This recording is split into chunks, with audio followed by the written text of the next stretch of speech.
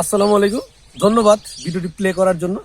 আমি আজকে আসছি আমাদের এই শামসুল ভাইয়ের একটা টমেটোর জমিতে। তো ভাইয়ের সাথে আমি কিছু কথা বলবো। আচ্ছা ভাই, এখানে মোটামুটি কত শতাংশ তো টমেটো লাগাইছেন? এখানে 40% জমি আছে এবং কি সাইটে আছে 40%। টোটাল আমি 80% জমিতে টমেটো আবাদ করছি। এটা একটু আগে লাগাইছি, অন্যদিকে চারাটা এই কিছুদিন 10-12 দিন ধরে লাগাইছি। আচ্ছা, এই যে যে টমেটো, এই টমেটোর জাত কি? এটা জাত হচ্ছে বাহু। আচ্ছা আচ্ছা, তাহলে এই যে আপনি করছেন, চারা তো নিজেই ফেলছেন? চারা আমি নিজেই ফেলছি। আচ্ছা, কি পরিমাণ টাকা খরচ হয়েছে আপনার এখন পর্যন্ত? এখন পর্যন্ত আমার এই 40%-তে এই বাঁশটা সবকিছু নিয়ে 30,000 টাকা খরচ হয়েছে। 30,000 টাকা লেবার কস্ট মিলে 30,000 টাকা? হ্যাঁ, টোটাল 30,000 টাকা খরচ হয়েছে। এখন পর্যন্ত তো আপনি এখানে কোনো আয় করতে পারেন না, ফলই ধরে নাই? না, হ্যাঁ? না, না। মোটামুটি আরো ফল ধরতে কতদিন? ফল ধরতে আরো 1 মাস সময় লাগবে। এই 1 মাসে তো আপনার আরো টাকা খরচ হবে এখানে। হ্যাঁ, আরো 10,000 টাকা খরচ দেবো। তাহলে মোটামুটি 40,000 চলে যাবে না? 40,000 চলে যাবে। তারপরে আপনি এখান থেকে হয়তো মানে ফল বিক্রি করে যদি ভালো দাম বাজার ভালো পাই তাহলে তো 1,02,000 টাকা আশা করি বিক্রি করি। 1,02,000 টাকা আসে, তাহলে মোটামুটি আপনার টোটাল খরচ কত হতে পারে? 60-70 হাজার? 60-70 টাকা খরচ দিবে। 60-70 হাজার খরচের মধ্যে মোটামুটি 2-2.5 লাখ টাকার মতন বিক্রি হবে ইনশাল্লাহ, আশা করা যায় না? ইনশাআল্লাহ। তো আপনার এটাও আমরা দোয়া করি। কিন্তু যদি কেউ আমি টমেটো চাষ করতে চাই, সেক্ষেত্রে আপনি আমাকে একটু বলেন যে টমেটো চাষ করতে গেলে আপনি এখানে কি পরিমাণ সার দিচ্ছেন, কোন সার কি পরিমাণ দিচ্ছেন, এটা জানেন? মানে এই ভিডিও দেখে যেন কেউ জানি টমেটো চাষ করতে চাইলে যেন করতে পারে।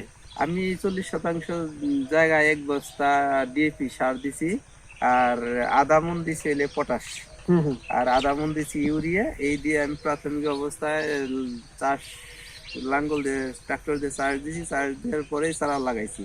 চারা লাগানোর পরে আমি ওই 40% 50 কেজি ডিএপি সার আর ইউরিয়া সারের দুইটা মিক্স করে 50 কেজি সার দিছি পরবর্তীতে।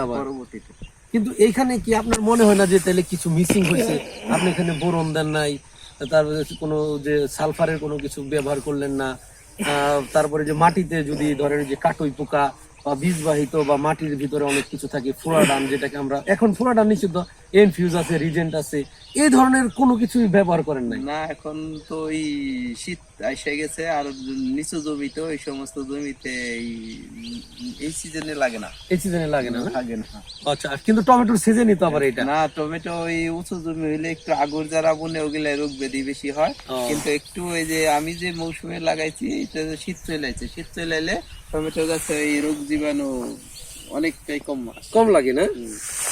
তাহলে আমাদের যে হিসাবটা, আপনি যে হিসাবটা আমাদেরকে দিলেন সারের, এই হিসাব করে যদি কোনো মানে নতুন উদ্যোক্তা যদি দেখা গেছে আপনাদের মানিকগঞ্জের কেউ চাষ করতে চায়, সেক্ষেত্রে কি মনে হয় যে এই চাষ করলেই মোটামুটি ভালো একটা রেজাল্ট আসবে?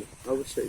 তো আমি যেটা দেখলাম যে আমার ভাইয়ের এই জমিতে ভাই যে সারের ডোজটা দিছে, জমির আপনি একটা খেয়াল করেন যে টমেটো গাছটা কি পরিমাণ সতেজ, হ্যাঁ, কি পরিমাণ সতেজ। সেক্ষেত্রে আমি বলবো যে এই মাটির অনুযায়ী অবশ্যই ভাইয়ের সারের ডোজটা ভালো ছিল বিধায় গাছগুলো এত সুন্দর। তো যারা আছেন যদি টমেটো চাষ করতে চান, তো এইভাবেও কিছু কয়েকটা ভিডিও দেখে একটা ভিডিও দেখে আপনারা ওইভাবেই করার চেষ্টা করেন না, কয়েকটা ভিডিও দেখে তারপরে সেখান থেকে কিছু বিষয়গুলো দেখে নিয়ে আপনারা নতুন কোন উদ্যোক্তা আসলে তারা সেইটা অনেকগুলো ভিডিও দেখে সেখান থেকে যে বিষয়গুলো আসলে কমন সব ভিডিওতেই বলছে, এইরকম কিছু বিষয় নিয়ে আপনারা নতুন করে চাষ করবেন যদি কেউ টমেটো চাষ করতে চান। ধন্যবাদ সবাইকে।